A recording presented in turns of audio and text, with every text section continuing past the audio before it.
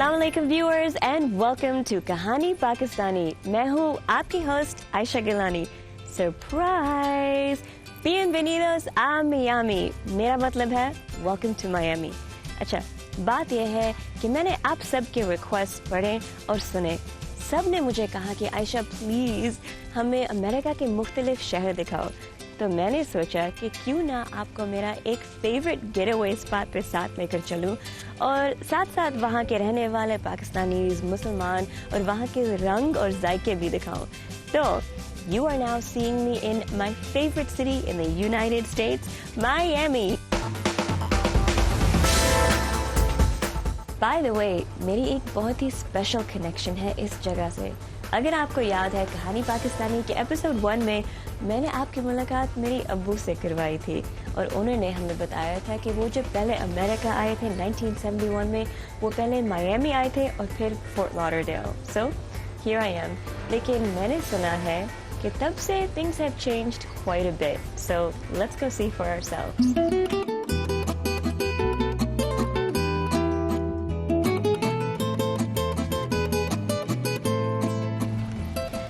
तो you know how this goes. पहले मैं आपको थोड़ी सी तारीख दूंगी मायामी की। मायामी नामी शहर अमेरिका में 42nd largest city है, with a population of 419,777। ये तो मैं उर्दू में भी नहीं कह सकती। और मेरे वाशिंगटन डीसी के बाद अमेरिका के साउथ ईस्टर्न रीजन में Miami is the second largest most populous metropolis area. Miami metropolitan area जो है वो एक डेंसली पॉपुलेटेड रीजन है जो मायामी और भी काफी इर्द गिर्द के शहर को इंक्लूड करता है, जैसे कि मायामी बीच, फोर्ट लॉडरडेल, बोका रेटोन, वेस्ट पाम बीच हैं फॉर एग्जांपल। मायामी बहुत सारी इंडस्ट्रीज के फोरफ्रंट पे है। Finance, commerce, fashion, entertainment, media जैसे television and music, real estate, building, arts, cruises, tourism, hospitality and even hurricanes. Ironically 2004 में मायामी अमेरिका का सबसे गरीब शहर माना जाता था, बिहाइंड ओनली डिट्रॉइट मिशिगन, जहाँ पे वैसे बाय द वे मैं आपको लेके जाऊंगी आने वाले हफ्तों में, और एल पासो टेक्सास। लेकिन इस शहर की इकोनॉमी में रिवाइवल हुई। 2008 में फोर्ब्स मैगजीन ने मायामी को रैंक किया एज अमेरिकाज क्लीनेस्ट सिटी और 2009 में यूबीएस ने मायामी को रैंक किया एज अमेरिका का सबसे अमीर शहर। What a change! इस शहर में क्योंकि टूरिस्ट और रेजिडेंट्स दुनिया भर से आते हैं, मुख्तलिफ कल्चर्स के इन्फ्लुएंसेस नजर आते हैं, जिसकी वजह से Miami is considered a cultural mosaic. But specially Caribbean culture के सबसे ज्यादा इन्फ्लुएंसेस हैं जो historically have been the largest groups of people to immigrate to Miami. 1956 में जब फिडेल कैस्ट्रो ने कैरिबियन कंट्री क्यूबा की हुकूमत संभाली, वहां से रेफ्यूजीज आने लगे मायामी में। आज तक क्यूबन्स की बहुत पॉपुलेशन है मायामी में। लेकिन मायामी मेट्रोपॉलिटन एरिया के अंदर भी बहुत सारे सब सेक्ट्स हैं मुख्तलिफ शहरों और मुख्तलिफ कल्चर्स के। इस एपिसोड में मैं आपको उनका ओवरव्यू दिखाऊंगी। South Beach, also nicknamed SoBe, Miami Beach का शहर का एक नेबरहुड है। East of Miami city proper, Biscayne Bay और अटलांटिक ओशन के बीच में मायामी बीच के इर्द गिर्द जो छोटे छोटे आइलैंड्स हैं वो साउथ बीच कहते हैं। साउथ बीच के मेन बैरियर आइलैंड पे यहाँ की सबसे मसरूफ सड़क का नाम है Ocean Drive, bustling with booming businesses, जहाँ पे मैं आज आपको लेके आई हूँ। सोबी का सबसे प्रोमिनेंट डेवलपर्स थे Carl G Fisher, the Loomis brothers, जिनमें से एक मायामी बीच का पहला गवर्नर बने थे, एंड जॉन एस कॉलिंस। 1913 में कॉलिंस ने एक पुल कंस्ट्रक्ट किया जो पहला सिग्निफिकेंट लिंक था मायामी के मेनलैंड और बीचेस के बीच में, और जिसको अवार्ड मिला था of the longest wagon bridge in the world. Sobi का मशहूर कॉलिंस एवेन्यू भी 1914 में इनके नाम पे बना था। ये सड़क पहली पक्की सड़क थी जिस पे गाड़ियां चल सकती थी। आज ओशन ड्राइव सोबी में एक बहुत मशहूर टूरिस्ट अट्रैक्शन है। Take a walk on Ocean Drive with me and you'll experience दुनिया भर के जायके, शॉपिंग, लोग और जानवर भी।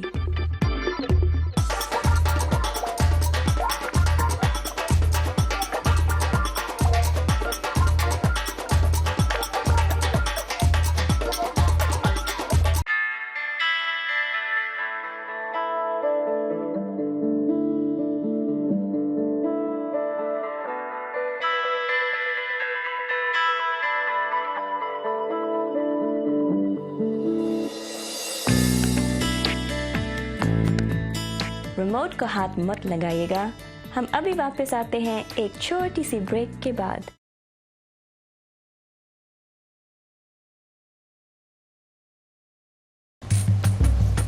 Okay, so next मैं आपको लेके जा रही हूँ to the Coconut Grove. The Grove, as locals call it, Miami शहर का जिसके बहुत सारे sections हैं, जिसको कहते हैं neighborhoods, ये सबसे पुराना modern city है।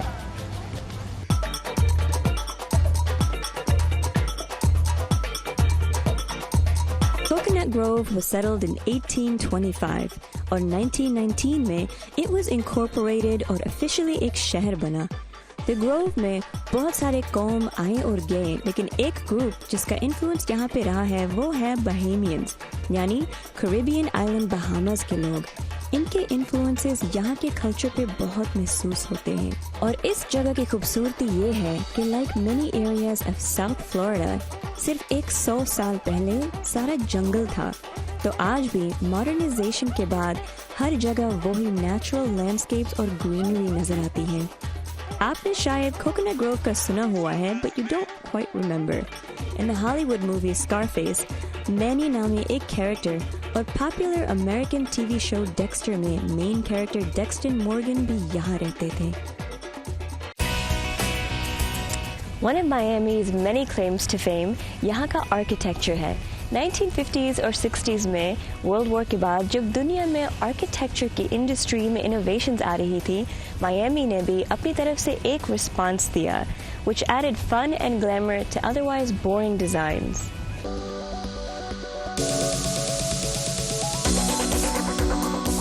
इस नया आर्किटेक्चरल स्टाइल का नाम था मायामी मॉडर्निस्ट आर्किटेक्चर यानी मीमो। एक एग्जाम्पल ऑफ मीमो है the world famous fountain Blu hotel और इन फ्रेंच फोंटेन ब्लू, जहाँ पे एल्विस प्रेस्ली परफॉर्म करता था। Frank Sinatra, Jerry Lewis, James Bond की फिल्म्स और स्कारफेस भी शूट हुई हुई है। मायामी में आर्किटेक्चर का आर्ट फॉर्म इतना अप्रिशिएटेड और सेलिब्रेटेड है कि पूरे के पूरे डिस्ट्रिक्ट्स डेजिग्नेट हुए हैं इसके नाम में। Design district, Mimo Biscayne Boulevard Historic District, also known as Mimo on Bibo, यानी Miami Modern on Biscayne Boulevard, और Collins Avenue पे भी काफी Mimo के स्टाइल में बिल्डिंग्स हैं। Mimo के सिवाय मायामी में और भी बहुत इंटरेस्टिंग आर्किटेक्चर है। One such example है the Versace Mansion, जिसकी तारीख बहुत ही इंटरेस्टिंग है।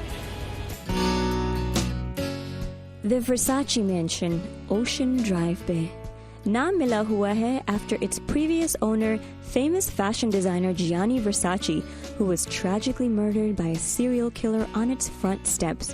लेकिन इसकी तारीख जानने के लिए थोड़ा सा और पीछे जाना पड़ता है। 1930 में आर्किटेक्ट, फिलैंथ्रोपिस्ट और पॉलिटिकल रिफॉर्मर ऑल्डन फ्रीमैन ने इस घर को बनाया और कहलाया कासा कासुआरीना। उनकी इंस्पिरेशन थी वेस्टर्न हेमिस्फीयर के सबसे पुराना घर जो सेंटो डोमिंगो में है, called the Alcázar de Colón, the colonial palace जहाँ पे क्रिस्टोफर कोलंबस अपनी फैमिली के साथ रहता था। Columbus is responsible for landing in America in 1492 and opening it up to colonization by the Europeans. 1937 में फ्रीमैन के इंतकाल के बाद जाक एम्स्टरडैम ने इस घर को खरीदा और रीनेम किया as the Amsterdam House. Fast forward to 1992 जब वर्साची ने इस मैंशन को खरीदा और उसको काफी एक्सपेंड किया, especially adding the gardens and pool, which by the way is lined with 24 karat gold. 10 bedrooms, 11 bathrooms, many entertaining rooms, each with its own theme, hand-painted walls and ceilings. कितना गजब का घर है। Anyway, what was I saying? Oh हाँ, आज 2009 से ये एक लग्जरी होटल, रेस्टोरेंट और इवेंट हॉल बन चुका है called The Villa by Barton G, and America का सबसे ज्यादा फोटोग्राफ्ड घर है। Can you see why? जैसे मैंने आपको शुरुआत में बताया था, मायामी बहुत चीज़ों के लिए दुनिया भर में मशहूर है और उनमें से एक है जिसकी वजह से शायद आपने भी मायामी का नाम सुना होगा, सेलिब्रिटीज। जी हाँ, मायामी अमेरिका के सबसे अमीर शहरों में से एक माना जाता है। कोई स्टडीज कहती है कि Miami is the number 1 richest city in the United states.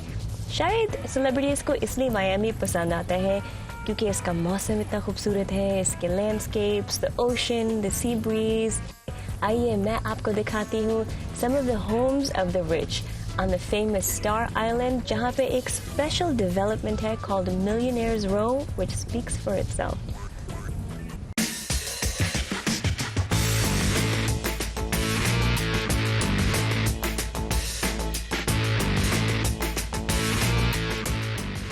ये पीला घर का नाम है विला लूना, जिसका मालिक है the owner and designer of cache, जो खवातीन के लिए क्लोथिंग ब्रांड है।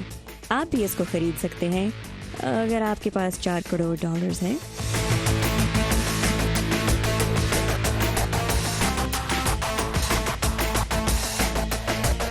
अच्छा, ये है मायामी रॉयल्टी, नॉट लिटरली, मगर ये दोनों घर and the boats belong to Cuban singer Gloria Estefan और उनके शौहर एमिलियो एस्टेफान।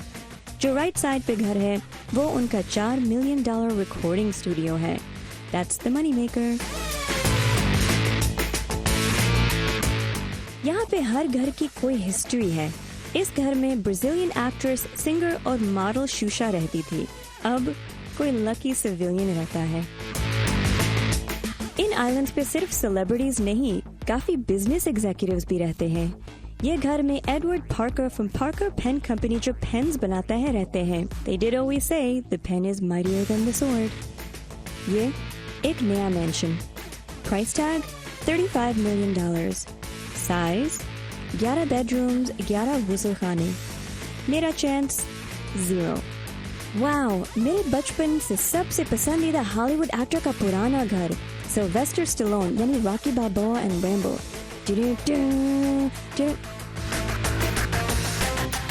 ओके, नाउ ये है इस आइलैंड का सबसे पुराना घर, जहाँ पे French singer Edith Piaf, known as one of France's greatest international stars, रहती थी। इस पे 1986 साई-फाई फिल्म ककून भी फिल्म हुई थी। In this sea of gigantic mansions, इस आइलैंड का सेकंड लार्जेस्ट घर होता था बास्केटबॉल प्लेयर शकील ओनियल का, until उन्होंने $16 मिलियन के लिए सुपर मॉडल नेओमी कैम्पबेल के ex boyfriend Russian socialite Vladislav Doronin को बेच दिया। I guess लोग ऑपुलेंस से भी बोर हो जाते हैं। यहाँ पे रहते हैं doctor Phillip Frost, Ivax pharmaceuticals, second largest American pharmaceutical company के फॉर्मर चेयरमैन और CEO। 2006 में उन्होंने आईवैक्स को बेच दिया to Teva pharmaceuticals, but was re-elected as an executive member और आज भी फार्मास्यूटिकल इंडस्ट्री के फोरफ्रंट पे है। स्टार आइलैंड पे सक्सेस स्टोरीज के साथ फेलियर की कहानियां भी हैं। यहाँ पे आइस आइस बेबी नामी गाना का सिंगर वनीला आइस रहते थे, before he went bankrupt and lost this house and everything else.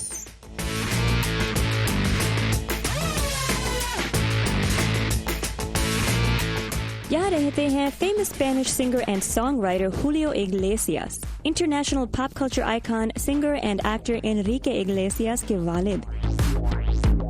एक और इंटरेस्टिंग कहानी, ये घर इस्तेमाल हुआ था in the filming of the Hollywood film any given Sunday starring L Pacino, Jamie Foxx और कैमरन डियाज। इस मूवी के डायरेक्टर ऑलिवर स्टोन ने $50,000 to $70,000 ऑफर किए थे to spend 2 to 3 days एक सीन को शूट करने के लिए ऑन फिशर आइलैंड, उनकी अपकमिंग प्रोजेक्ट फिल्म के लिए। ये लाल रंग का mansion belongs to German developer Thomas Kramer, जिन्होंने $80,000 एडिशनल डॉलर्स लगाए इस घर को अंदर से बाहर तक रेनोवेट करने के लिए।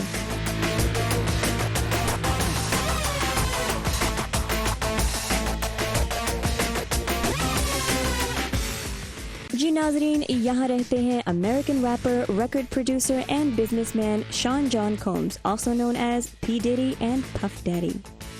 Yet another very interesting character. वैसे बहुत ही मुख्तलिफ किस्म के लोग यहाँ के रेजिडेंट्स रहे हैं, in case you haven't noticed yet. Chicago gangster L Capone ने इस घर को 1928 में खरीदा फॉर $40,000 और 1947 तक यहाँ रहे।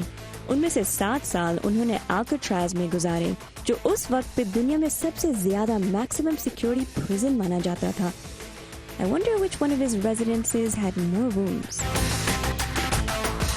अच्छा, तो जैसे मैंने पहले बताया, South Beach is made up of छोटे छोटे आइलैंड्स। बिस्केन बे के 23 आइलैंड्स में से 21 कार्ल फिशर ने बनाए 19वीं सदी में। इंटरेस्टिंग बैकग्राउंड ऑन फिशर, ये साहब इंडियाना नामी स्टेट से यहाँ आए विद $8 million। यही आइलैंड्स डेवलप करके उन्होंने बेच दिए मायामी शहर को फॉर $88 million। खुशी खुशी ही went to the New York stock market और सारा पैसा इन्वेस्ट कर लिया। And 3 दिन बाद the stock market crashed. He lost all $88 million. Okay, on to happier stories.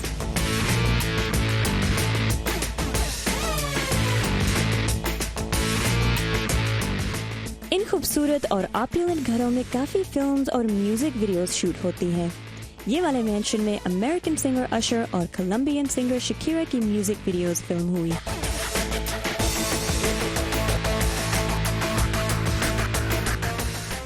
ये पाम आइलैंड है, राइट साइड पे हिबिस्कस आइलैंड है। Like many of the islands here, दोनों मैन मेड हैं and developed by Carl Fisher. Fisher ने ये छोटा अनइनहैबिटेड island बनाया, जहाँ पे एक 34 मीटर ऑबेलिस्क है dedicated as a monument to Miami pioneer Henry Morrison Flagler. Flagler ने स्टैंडर्ड ऑयल कंपनी और पाम बीच नामी शहर, जहाँ पे मैं आपको लेके जाऊंगी, को फाउंड किया और मायामी के वालिद यानी द फादर ऑफ मायामी माने जाते हैं। इंटरेस्टिंगली, साउथ फ्लोरिडा के एरिया में 3rd century BC से लेकर mid 18th century तक टेक्वेस्टा नामी एक native American tribe who had limited contact with Europeans रहते थे। 1919 में फ्लैगलर मॉन्यूमेंट आइलैंड के डिगिंग और कंस्ट्रक्शन प्रोसेस में वर्कर्स को एक वॉर क्लब मिला, जो एक्सपर्ट्स कहते हैं belong to the ancient Tequesta. Remote को हाथ मत लगाइएगा, हम अभी वापस आते हैं एक छोटी सी ब्रेक के बाद।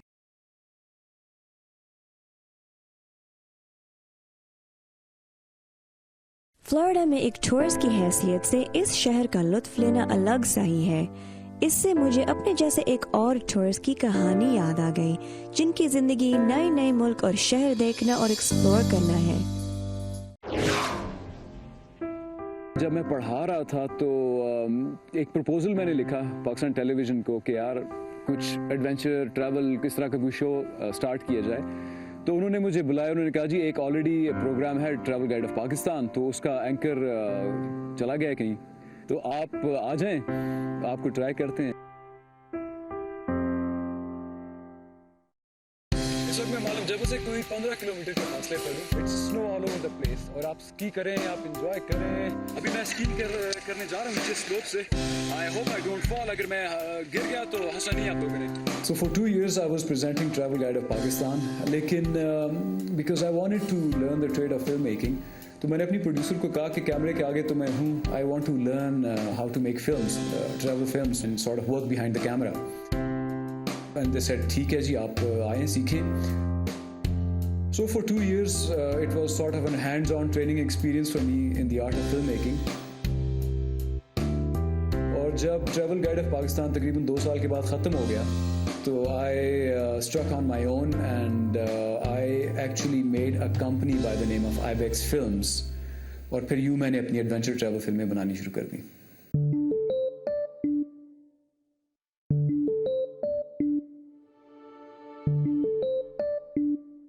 यहाँ से एक इंटरेस्टिंग स्लोप मुझे अपनी तरफ बुला रहा है।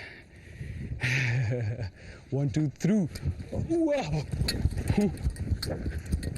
मेरे ख्याल से तो वजाहत मलिक एक पागल है जो कि जंगलों में, सहराओं में, दरियाओं में, you can find him anywhere in Pakistan rather in the world. अब मुझे तकरीबन 12 साल हो गए इस फील्ड में और इन 12 सालों के दौरान मैंने बहुत सारे शोज़ किए हैं। I remember I did K2 expedition for Geo, I did Mobilink's journey through Pakistan, these are mega shows. Adventure Europe किया था मैंने, it was about backpacking in Europe, that was quite an interesting experience.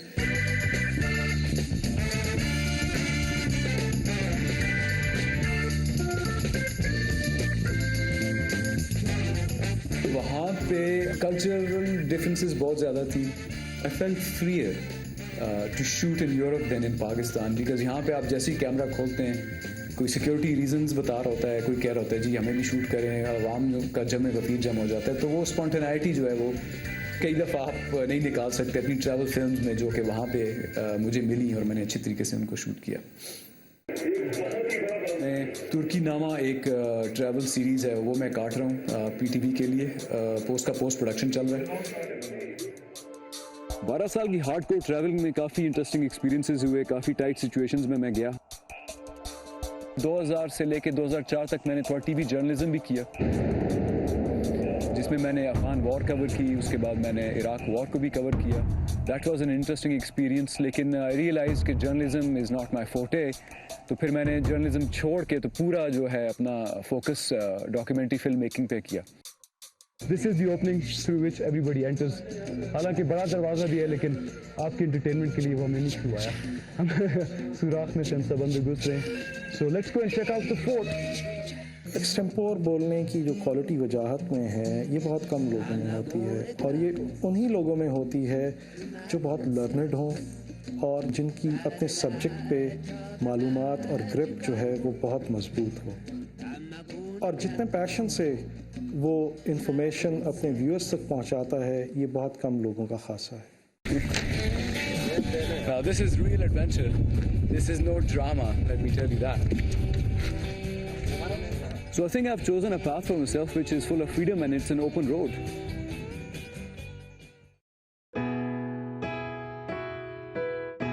अगर मैं America ना गया होता तो शायद जो मैं कर रहा हूँ ना कर रहा होता, क्योंकि वही बात है कि मैं BCom करता, MBA करता हूँ, किसी बैंक में नौकरी करना शुरू कर देता. लेकिन अमेरिका जाके I explored myself because there was a lot of freedom of thought, freedom of expression.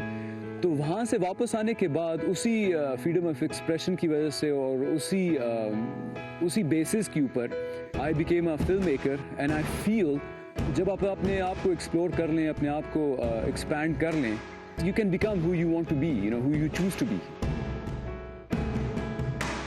मेरे ख्याल में मेरे शोज़ में वो चीज़ें नज़र भी आती हैं, क्योंकि मैंने अपने आप को एक्सप्लोर किया है और अभी मैं इस पूरी दुनिया को एक्सप्लोर कर रहा हूँ, अपने मुल्क को एक्सप्लोर कर रहा हूँ, और वो जो थॉट प्रोसेस है वो अभी तक मेरे साथ चल रहा है. कैसा लगा आपको मेरा मायामी फ्लोरिडा का टूर? फिक्र मत करिए, अभी तो ये सिर्फ शुरुआत है. मेरे पास और भी बहुत सारे एपिसोड्स हैं ऑल अबाउट मायामी. मायामी के लोग, मायामी के खाने, मायामी के रंग, मायामी का खूबसूरत मौसम. So stay tuned. In the mean time आपको पता है कि आपने क्या करना है. हमारे इस फेसबुक पेज को लाइक करिएगा एंड स्टे इन टच. आखिर इसीलिए तो मैं यहाँ पे आई हूँ, because of all your feedback that you been sending on this page. हम मिलेंगे अगली दफ़ा एक नई कहानी, अनोखा सफ़र के साथ. मैं हूँ आपकी host Ayesha Gilani, signing off for Kahani Pakistani. खुदा हाफ़िज़.